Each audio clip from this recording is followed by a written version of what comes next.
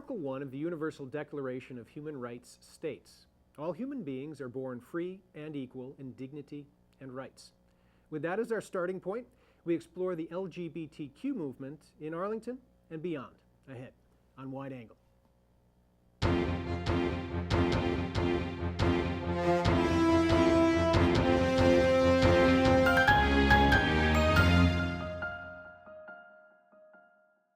In ancient Greece and Rome, cultures from which our own borrowed heavily, homosexuality was a fixture.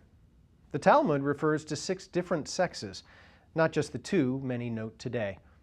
Still, other societies regard variations in gender expression as commonplace, yet the U.S. still struggles to fully accept those who fall outside the binary norm. Joining me today to discuss LGBT rights and issues from a local perspective are 2 guests. Anna Watson has been an activist in the LGBTQ community for the past 20 years, serving currently as the chairperson of the Mystic LGBTQ+ Youth Support Network. Bill Gardiner is a retired Unitarian minister and the vice president of the Mystic LGBTQ Youth Support Network Steering Committee. Welcome to you both. Thank you, Great Peter. to be here. Thanks for joining me.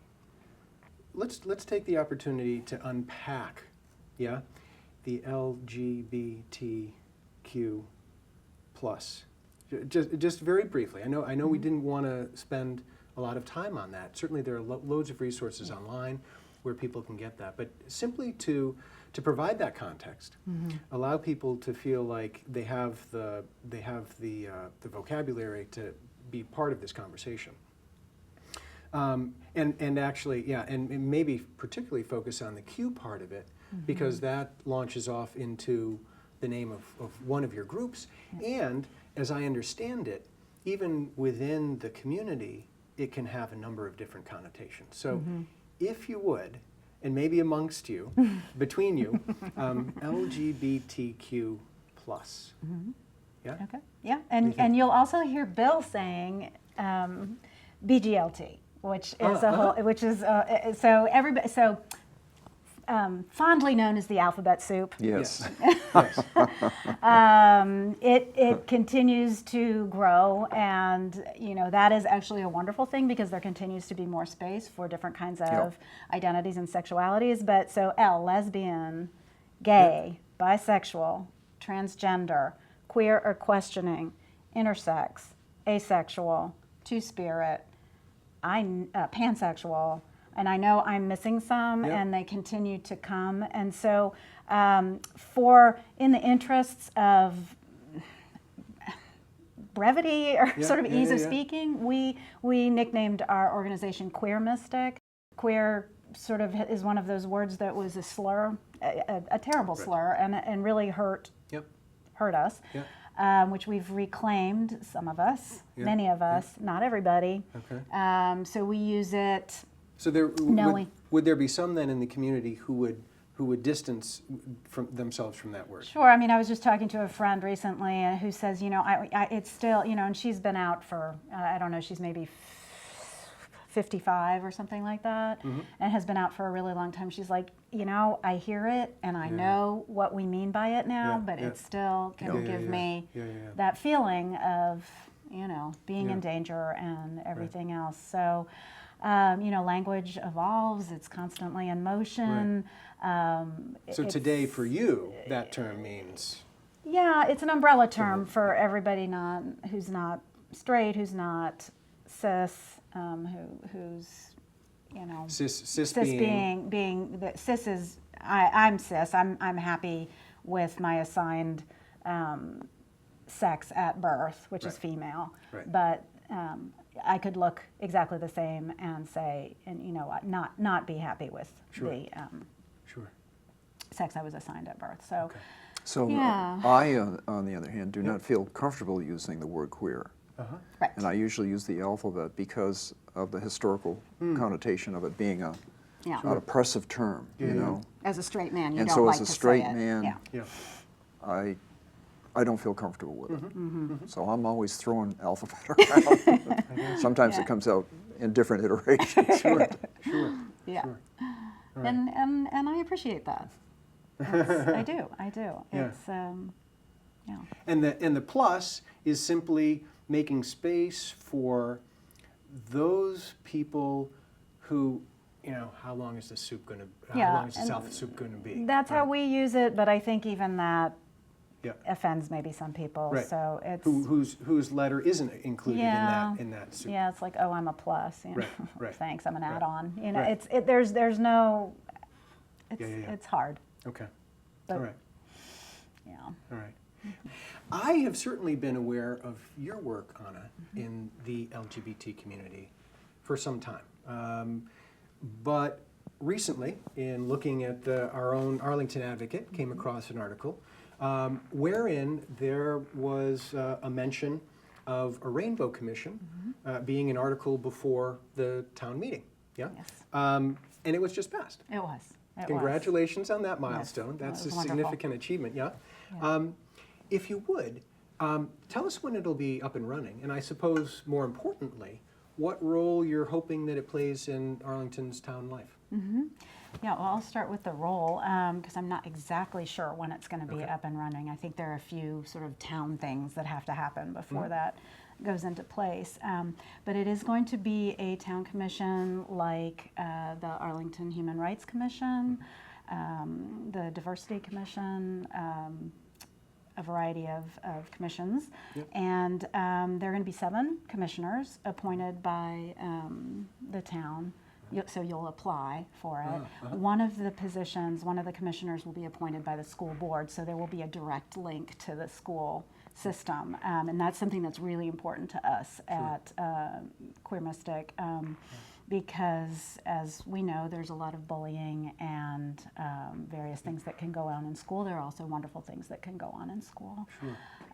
So what we're hoping with the commission is that it will be able to sustain, support, and nurture LGBTQ plus culture and make sure that all segments of the population, from our elders to our elementary schoolers and everybody in between, and that would also include families, both families with straight parents who have LGBTQ kids or LGBTQ plus families, and we know that Arlington is actually a real draw for lesbian and gay families and trans families who come here for the school system. So Wonderful. those are some of the things that we're hoping for, and it will evolve. Sure, sure. And I suppose particularly important in that is that there's acknowledgement from the town of Arlington that this is something that's important for our town to have. Yes, Yeah? yes. Exactly, yeah. And I think a couple other exciting things that the commission can do, one of them is to have a presence at Town Day, when all of the people Yes. have their booths, so it's a way of connecting with people in the community. Yeah. And then I know we had this horrible massacre that occurred in Orlando a couple of years ago, and there wasn't a group that really stepped forward to create a container for the grief that people were experiencing. And so we think that that's a very important role that the commission will also be able to take on. Interesting, interesting. And I guess maybe there we're sort of looking back to things that have happened. That's maybe a good spot to speak to you, Bill. I think you've done a fair amount of research into this issue and have a sense maybe of the historical context out of which a Rainbow Commission, any organization like it, has sprung, and sort of the shoulders on which that organization stands. Yeah, can you give us a sense of the long-standing history that the Rainbow Commission comes out of today? Sure. Well, just looking across the globe, we know all of the impacts on BGLT communities, and actually they're illegal in 72 nations, which is the majority of nations. Yeah.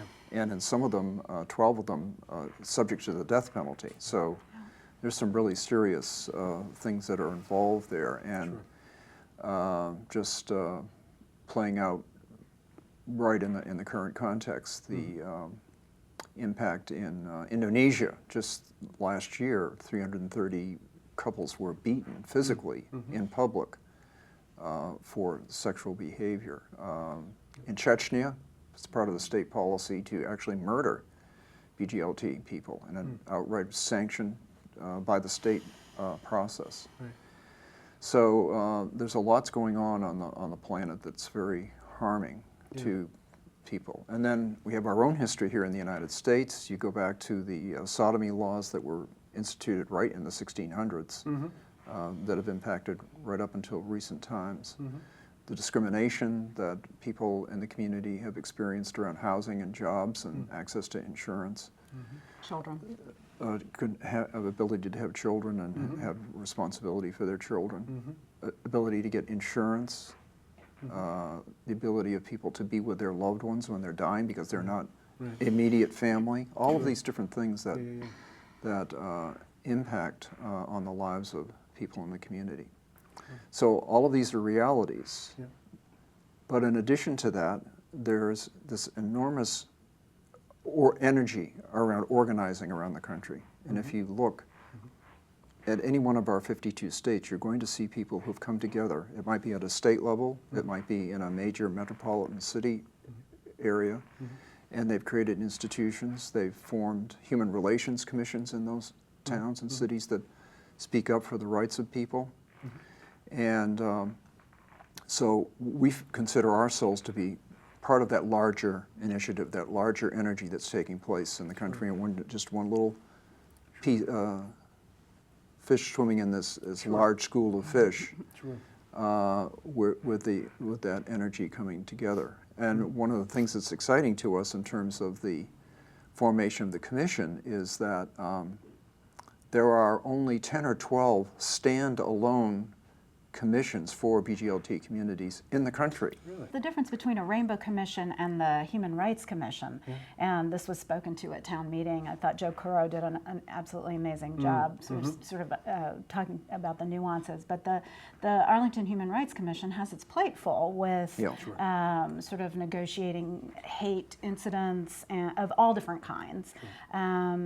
And certainly it also handles those dealing with LGBTQ issues, but the Rainbow Commission, that's not what they'll be doing. They'll actually be, it's like actually more positive. It's like more positive and generative. It's, you know, we're going to have possibly, you know, we could copy Belmont, which always has on the day that, on the anniversary of marriage equality, they have a great big ice cream social on the green.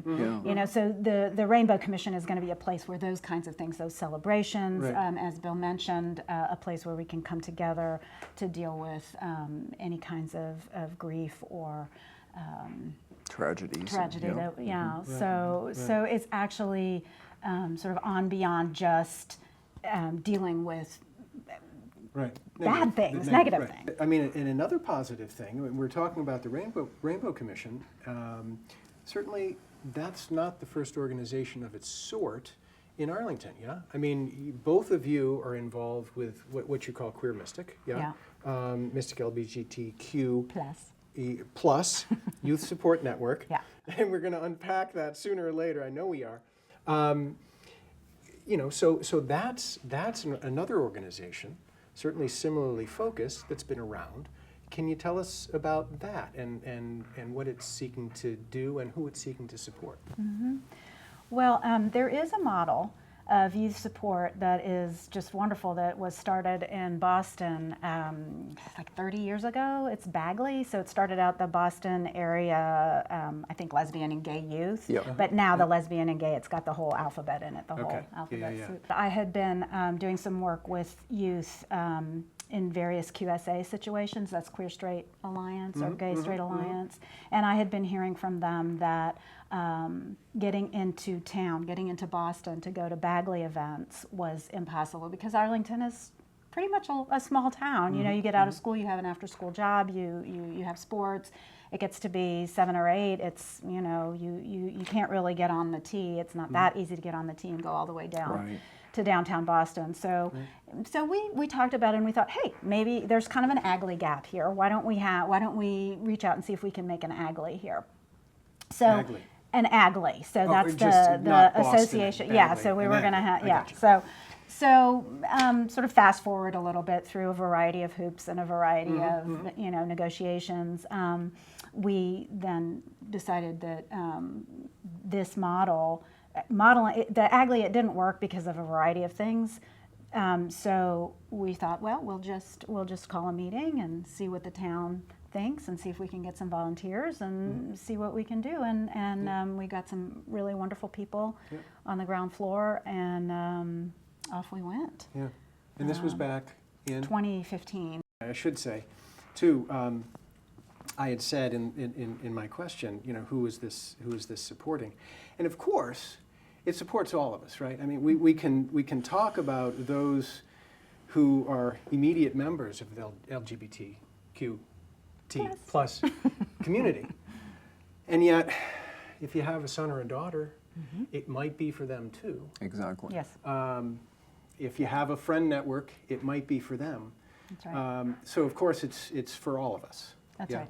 Yeah, That's and right. I imagine you think of it that way too. Yeah. Absolutely. Yeah. I do, because of people in my family who are part of the community. Yeah. Yeah, and there's the thing, if one of us is oppressed, we're all oppressed. Yeah, if one of us can't fully blossom and bloom and gift the world with our true and unique gifts, then who among us can do that? We're gonna take a break there, All right. and ask people to join us after the break, where we'll discuss building on the advances of the past half century. We'd love to hear your feedback. Email us at wideangle@acmi.tv. For information about this episode or to view other Wide Angle episodes, visit us online at acmi.tv/wideangle.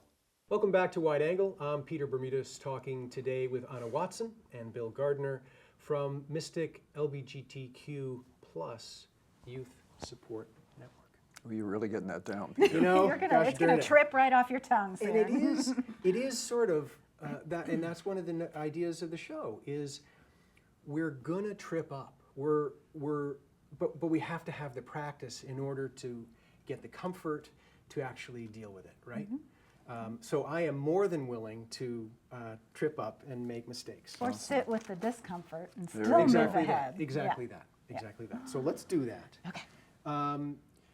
As I said earlier, Anna, you have been an activist in the LGBT community past 2 decades. Certainly over that course of time, you've seen some significant changes. Yeah. So if you could lend a sense of, from up cruising in a plane, a sense of how the movement has evolved, how the movement has impacted the wider culture, and give us that sense. Maybe I can talk about it sort of personally. So the first thing I did was when I was going to get pregnant with my partner at the time, my female partner at the time, there wasn't any second parent adoption. There wasn't marriage at all. So we formed a lesbian moms group. We met each other when we were pregnant. Now, 20 years later, everybody has 20, 21-year-olds. We can be married. And when you're married, that means you can get a divorce, which is really important. We can be married. LGBTQ culture is it's everywhere. You can go on the internet, you can find a million things. So there is a familiarity with a lot of LGBTQ stuff.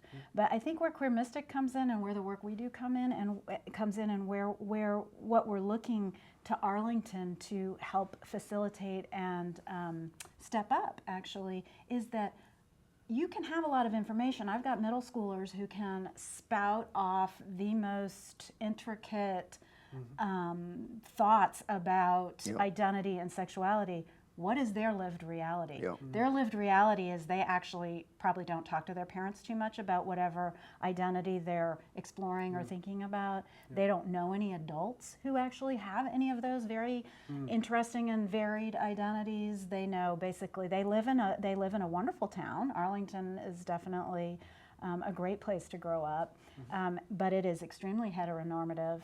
And there is still everywhere, Arlington is not unique in this, a great deal of homophobia. So yes, things have changed and have changed for the better, absolutely. But as Bill was saying earlier, there's still so much hate and horror in the world when it comes to being queer and we see it. We can look at a YouTube and see it. And so so what I think Arlington, with its resources for youth, its love of youth, what it can do is, maybe a little compensation for that, and a little help for kids who are really knowledgeable, but lacking in some lived experience, lacking in some role models that aren't on the YouTube. I sound like an old person. The interwebs. The interweb, yeah. And you spoke specifically of Rainbow Alliance. Yeah, Yes, too, yes. as a So this is not the Rainbow Commission.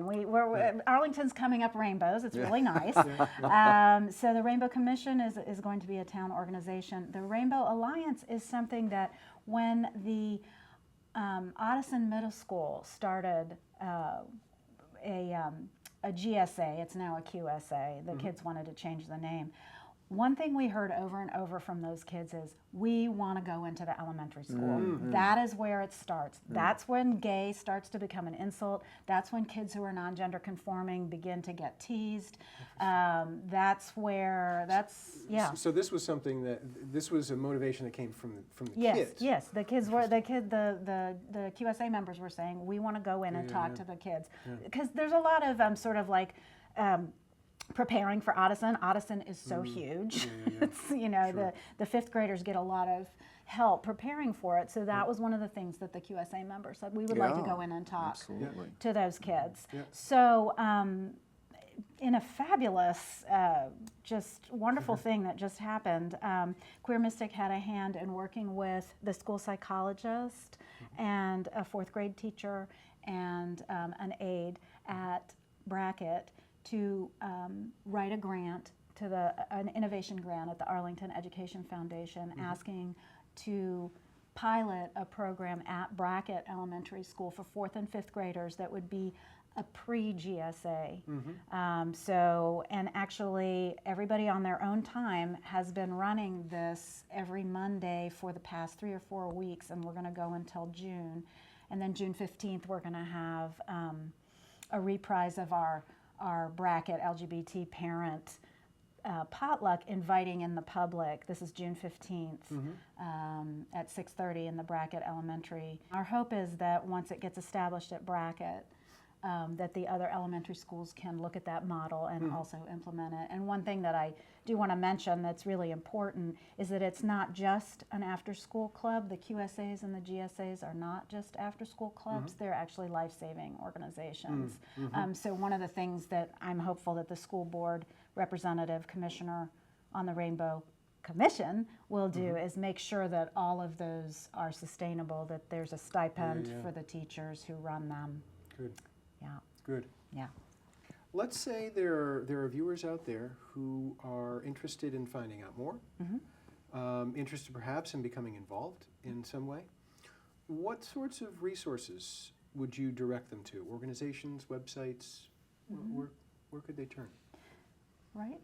Well, Queer Mystic is queermystic.org. Okay. And please keep an eye out for the Rainbow Commission. They're going to be asking for commissioners. Okay. And that'll be certainly on the town website. Yeah. It'll be in the Arlington Advocate Yep. at the very least. Yes. There'll be pieces, Yeah, definitely. One book that I want to recommend, highly recommend, that I think really speaks to sort of this combination of support, ignorance, fear, and all the rest of it that we've been talking about that exists in a town like Arlington, is a book called, it's a book by Sarah Schulman. It's called Ties That Bind, Family Homophobia and Its Consequences.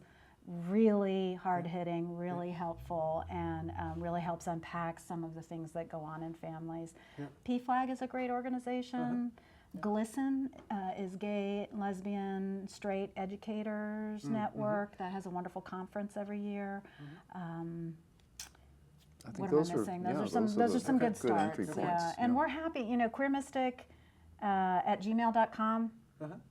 We're happy to. We're happy to talk. All right. I'll toss in a documentary that my wife had suggested, which is Gender Revolution. Okay. National Geographic, hour and a half. You can get it through Amazon, I believe. Great. Another one is The Year We Thought About Love, which is a local movie. Anything that we haven't talked about today, and I know there's loads, that you feel it would be good to leave people with, that would be, they puts them in a good place to think about this and move forward? I would like to invite the citizens of Arlington to feel good about what's already been accomplished, and to also embrace that we don't know what can happen, but Other wonderful opportunities. things can Yeah. happen. We are resource rich. We love our Yeah. youth. Yeah. We have good intentions, and we can really create something where our youth can come into themselves way sooner than in previous generations, way sooner than I did. Because they will have mentors, they will have culture, they will know their history, and they're going to be able to explore their own identities in the way that we want all our youth to be able to do. Yeah. Wonderful. Well, I want to thank you both for taking the time, certainly, as well as the longer devotion of time and thought and energy to Queer Mystic, to helping make the Rainbow Commission a reality in Arlington, and certainly all good thoughts for the Rainbow Alliance at the bracket and perhaps beyond. Yeah. All right? Yeah, Fabulous. great. Thank you. Yeah. Thank you, Peter. Thanks for having us. You bet. Biological research is in the process of revealing sex to reside on a spectrum, not be an either-or, black or white issue. So it makes all the sense in the world that gender would also find a multiplicity of expressions.